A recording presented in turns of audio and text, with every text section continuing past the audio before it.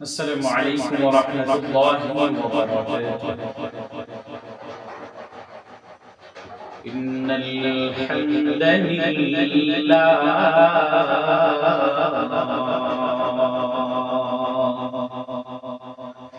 الحمد لله نحمده ونستعينه ونستغفره ونؤمن به ونتوكل عليه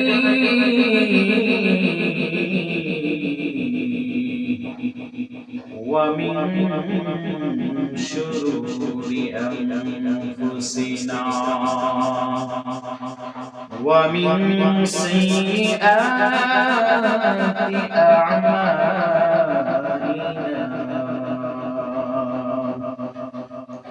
من يهده الله فلا مضل له ومن يضلل فلا هادي له ونشهد أن لا إله إلا الله وحده لا شريك له ونشهد أن سيدنا ومولانا محمد وعلى آله وأصحابه وسلم أرسله بالحق بشيرا ونذيرا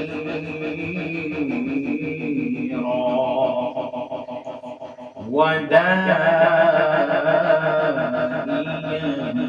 إلى الله بإذنه وسراجا وقمرا منيرا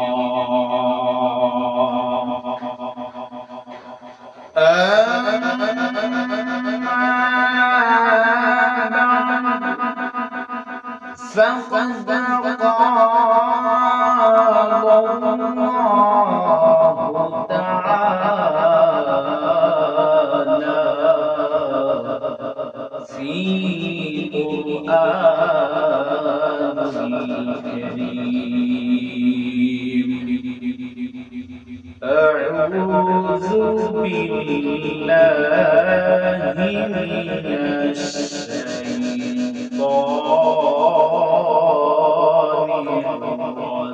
الرجيم بسم الله الرحمن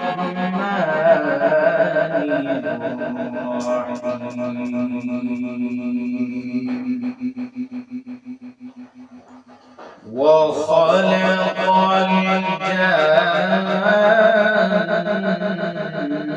الجن من مارج من نار صدق الله العظيم. قال النبي صلى الله عليه وسلم الدنيا سجن المؤمنين وجنة الكافر أو قام عليه الصلاة والسلام إن الله وملائكته يصلون على النبي يا أيها الذين آمنوا صلوا عليه وسلموا تسليما اللهم صل على سيدنا مولانا محمد وعلى آله سيدنا مولانا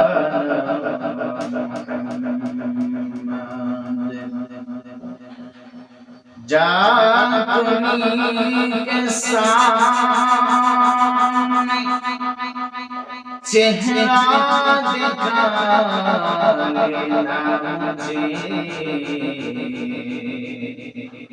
सीना पे दस्ते में करम कलिबा लेना मुझे صلي على سيدنا مولانا محمد وعلى آله سيدنا مولانا محمد لا إله إلا الله لا إله إلا الله لا إله إلا الله سبحان الله والحمد لله سبحان الله والحمد لله لا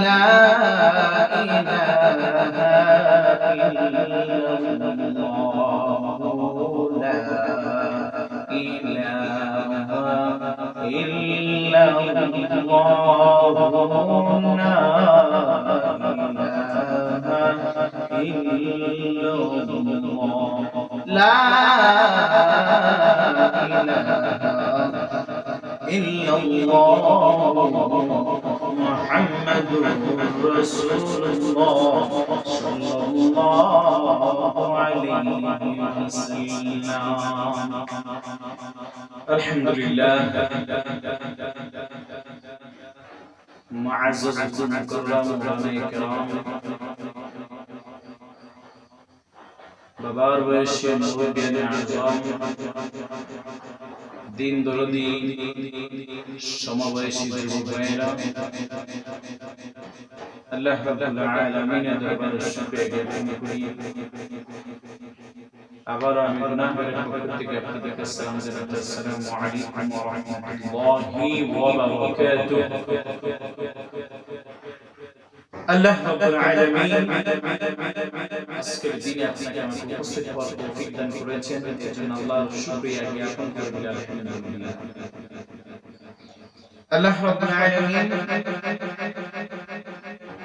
মানুষ জাতিকে সৃষ্টি করেছেন, শুধু তা নয় আল্লাহ তাআলা 18,000 মাখলুকাত সৃষ্টি করেছেন দুনিয়ার জমিনে। এর মধ্যে থেকে আল্লাহ তাআলা মানুষ এবং ইনসান দুইটি জাতিকে আল্লাহ তাআলা নিজ ইবাদতের জন্য কবুল করেছেন। নিজ ইবাদতের জন্য আল্লাহ তাআলা দুইটি জাতিকে কবুল করেছেন। এই দুইটি জাতির মধ্য থেকে আল্লাহ রাব্বুল আলামিন মানুষদেরকে শ্রেষ্ঠ বানিয়েছেন, উপহার দিয়েছেন। কিন্তু মানুষ যখন গুনাহ করে আল্লাহ রাব্বুল আলামিন মানুষদের গুনাহ থেকে বিরত রাখার চেষ্টা করেন। মানুষ যখন গুনাহ করে আল্লাহ তাআলা মাফ করার সুযোগ দিয়ে থাকে। দেখেন আল্লাহ তাআলা আপনাকে আমাকে সৃষ্টি করার আগে দুনিয়ার জমিনে আল্লাহ তাআলা একটি জাতিকে সৃষ্টি করেছিলেন। সেই জাতি হলো নাম জাতি, আগুনের জাতি, ইবলিসদেরকে সৃষ্টি করেছিলেন। জিন জাতি ওই জিন জাতিদের মধ্য থেকে এই জিন জাতিকে আল্লাহ তাআলা সৃষ্টি করেছিলেন। ওই জিন জাতি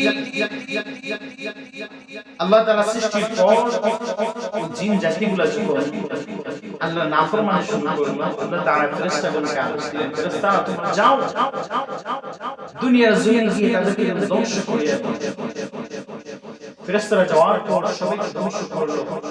একজনকে নিয়ে আসলো, একজনকে দেখার পর আল্লাহ বললেন, সে দেখতে সুন্দর, দেখতে ভালো লাগে, সে হয়তো গুনাহ কাজ লিপ্ত হয় নাই, আমরা কি তাকে কি করব? তাকে মেরে ফেলবো নাকি আসমানে তাকে তুলে আনবো? আল্লাহ তাআলা হুকুম দিলেন, ঠিক আছে তাকে আসমানে তুলে আনবো। আসমানে তুলে আনলে এই ফেরেশতা ওই যে জিন জাতির মধ্যে একজনকে আসমানে তুলে আনছিলেন, ইবাদত করলেন আসমানের মধ্যে আসিয়া, আসমানের মধ্যে এসে ইবাদত করলেন। আসমানের ইবাদত করার পর আল্লাহ তাআলা ফেরেশতাদের মধ্যে সর্বশ্রেষ্ঠ থেকে বানিয়ে দিলেন।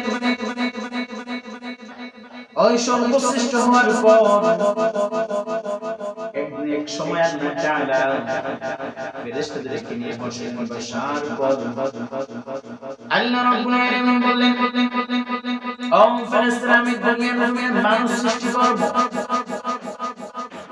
মানুষ সৃষ্টি করব, তোমরা কি বলো? ফেরেশতারা বলল, মালিক রে, আপনি যে দুনিয়ার জমিনে মানুষকে সৃষ্টি করবেন আমাদের কোনো আপত্তি নাই, কিন্তু তারা যদি এই জাতির মতো আবার দুনিয়ার জমিনে গিয়ে হাঙ্গামা করে, তারা যদি আবার গিয়ে ঝগড়া ফাসাদ করে, তারা আবার করবে।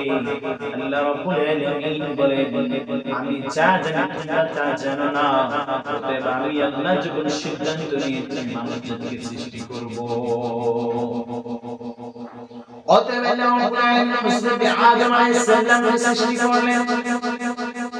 হযরত আদম আলাইহিস সালামকে সৃষ্টির পর মাটি দিয়ে তৈরি করার পর সমস্ত ফেরেশতাদেরকে বললেন, ও ফেরেশতারা, তোমরা সিজদা করো কাকে? আদমকে। আল্লাহর হুকুম দেওয়ার সাথে সমস্ত ফেরেশতারা সিজদায় লুটিয়ে পড়ল আদমকে সিজদা করার জন্য। আদমকে সিজদা করার জন্য তারা সিজদার মধ্যে লুটিয়ে পড়ল রে। কিন্তু ওই সময় একজন বলে, আমি সিজদা করতে পারবো না। আল্লাহ বললেন, আবার বললেন যে ফেরেশতারা, ইবলিসকে বললেন, তুমি কেন পারবা না? আদমকে সিজদা করো। আবার যখন ওই আদমকে সিজদা করার কথা ইবলিস বলল, আমি পারবো না। আল্লাহ পাক বললেন, তুমি আমার নাফরমানি করছো, তোমাকে আমি আমার আমল আমাদের ফেরেশতারা রাখতে বললাম না, তোমার ইবলিস ঘোষণা দিয়ে দিলাম। আল্লাহ রাব্বুল আলামিনের কাছে গেল, মালিক রে, আমি তো করব না, কারণ আদম মাকে আমি আপনার দিকে আদম নিচের দিকে নামি।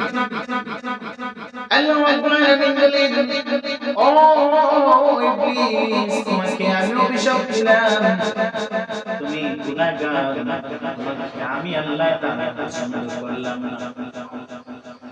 ইবলিস যখন আল্লাহ তাআলার হুকুমে সেই ইবলিস হয়ে গেল, দুনিয়ার জমিনে আল্লাহ তাআলা পাঠাইলেন। পাঠানোর সময় আসার সময় আল্লাহ বললেন, মালিক রে, আমি যে দুনিয়ার জমিনে যাইব, যাওয়ার পর কিভাবে আমি দেখব? আমার কিছু খাবার দেন, যে খাবার দিয়ে আমি মানব জাতিকে আপনি সৃষ্টি করতেছেন, এই মানব জাতিকে যেন আমি উপকার করতে পারি, তাদেরকে যেন আমি আমার ওয়াসওয়াসায় পেয়ে করতে পারি। আল্লাহ রাব্বুল আলামিনের কাছে এক নম্বর আল্লাহ আমার হায়াতকে বৃদ্ধি করে দেন। আল্লাহ আমাকে বলেন, যাও তোমার হায়াতকে কিয়ামত পর্যন্ত বৃদ্ধি করে দিলাম। অতএব আল্লাহ ইবলিসের হায়াতকে কিয়ামত পর্যন্ত বৃদ্ধি করে দিলেন। অতএব যখন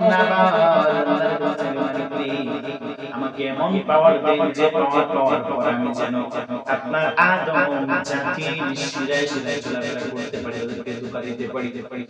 আল্লাহ বলেন জায়গা তো দিয়ে দিলাম তোমার পাওয়ার, কিন্তু মনে রাখো এই পাওয়ার পর যখন আদম যদি আমার কাছে ধোঁকায় দিবা, আমার যদি আদম যদি আবার সিজদায় লুটিয়ে পড়ে আমার কাছে তওবা করবে, আমি আল্লাহ তার তওবা গ্রহণ করিয়া আমাদের জিন্দেগির तमाम গুনাহকে মাফ করে দিলেন। সুবহানাল্লাহ। ও যুবক ভাই, ওই ইবলিসকে যখন দুনিয়াতে পাঠাইলেন, ইবলিসটা আল্লাহর কাছ থেকে শপথ নিয়ে আসলো, আল্লাহ আমি মানব জাতিকে ধোঁকা দিব, বিভ্রান্তির মধ্যে বানাইব, মানব জাতিকে আমি তাদেরকে বিভ্রান্তির মধ্যে বানাইব, তারা যতই কিছু করে না কেন আমি মানব জাতিকে ধোঁকার মধ্যে ফেলাইব। আল্লাহ পাক রব্বুল আলামিন বলেন ফালাও সমস্যা নাই।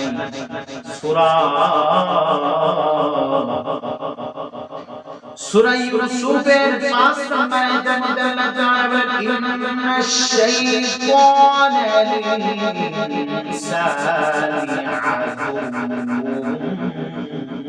মুবিন।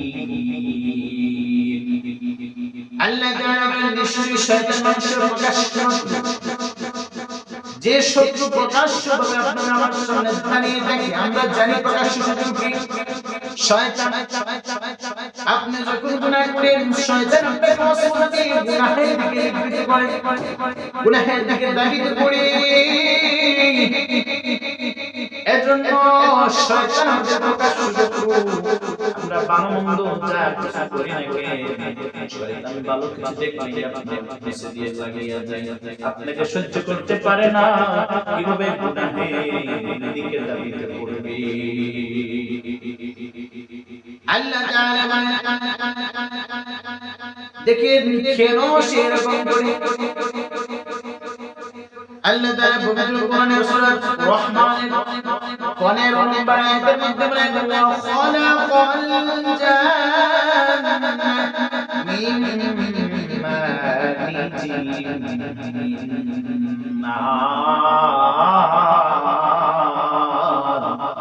আমি খালাকাল জান্নাতা জিন সৃষ্টি করেছি মিন নারিজিন নার অতি ভয়ঙ্কর আগুন থেকে তাকে আমি সৃষ্টি করেছি।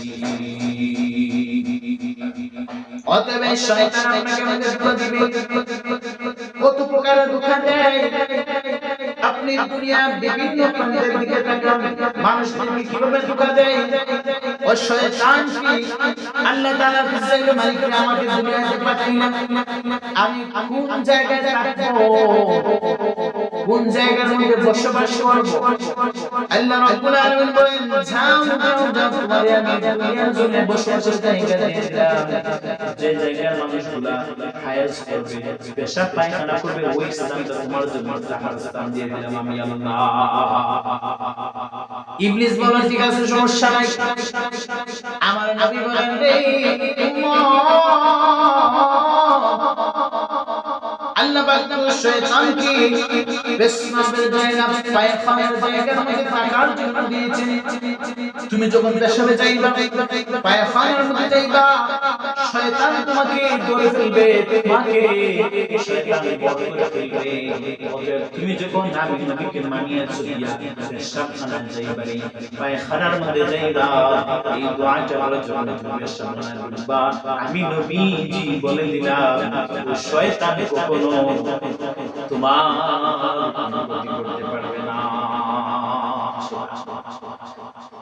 আল্লাহ রাব্বুল আলামিন ইবলিসকে সৃষ্টি করে, ইবলিসকে যখন বললেন ইবলিস তোমার জায়গা পেশাবখানার জায়গা, পেশাবের জায়গা, পায়খানার জায়গা তোমার তোমার স্থান। আল্লাহ নবী বলেন যখন ওই জায়গার মধ্যে যাইবে, যাওয়ার পর এই দোয়া করে ঢুকবে, শয়তান আমার পক্ষে দেখতেই পারবে না, আমার উম্মতের কোনো ক্ষতি করতে পারবে না। ওই দুনিয়ার জমিনে মানুষ বিবেচনা করে দেখেন আপনি আমি অনেক সময় যাই ইসলামের মধ্যে যাই কিন্তু আমরা দোয়া করতে পারি না, দোয়া করি না, আমাদের অবহেলাই নানি হয়ে যায়। শয়তান কিভাবে ধোঁকা দেয় আল্লাহর কাছে? সে ওয়াদা নিয়ে আসছে, হুকুম নিয়ে আল্লাহর কাছে এসে হুকুম নিয়ে আসছে, আল্লাহ আপনার উম্মতদেরকে আপনার বান্দাদেরকে ধোঁকা দিবে। সে ওয়াদা নিয়ে আসছে ধোঁকা দিবে, ধোঁকা থেকে বাঁচার জন্য আল্লাহ পাক বলেন তুই আমার বান্দাদেরকে ধোঁকা দিবি, আমি আল্লাহ ধোঁকা থেকে বাঁচার জন্য বান্দাদেরকে রাস্তা দেখিয়ে দিলাম। বান্দা যখন এই রাস্তা অবলম্বন করবে আমি আল্লাহ আমার ধোঁকা থেকে তাকে হেফাজত করব। সুবহানাল্লাহ। দুই নম্বরে শয়তান বলে মালিককে আমাদের রাখার জায়গা দিলেন, সমস্যা নাই, এখন আমি দুনিয়া যাইবো, দুনিয়া জমিনে গিয়ে আমি কি খাওয়া দাওয়া করবো, আমার পেটের মধ্যে খিদা লাগবে, আমি কি খাওয়া দাওয়া করবো। শয়তানের কথা বলার পর আল্লাহ তাআলা বলেন ইবলিস শুনো শুনো শুনো, দুনিয়ার জমিনে যখন আসবে মাখলুকাতগুলো খাওয়া দাওয়া করবে, যারা বিসমিল্লাহ বলে খাওয়া দাওয়া করবে না, বিসমিল্লাহ বলবে না, খাওয়ার সময় তো বিসমিল্লাহ বলবে না, এই খাবারটা তার পেটের মধ্যে যাইবে, কিন্তু এই বাকরি ইবলিস একবার পাইবা। এজন্য আমরা বিসমিল্লাহ বলে খাওয়া দাওয়া করব। বিসমিল্লাহ না বলে আমরা খাওয়া দাওয়া করি, আল্লাহ তাআলা বলে দিয়েছে ইবলিসের পেটের মধ্যে যায়। যারা বিসমিল্লাহ বলে তাদের জন্য হলো তারা নিজ খায় শয়তানের বক্ষর করে খাবারটা।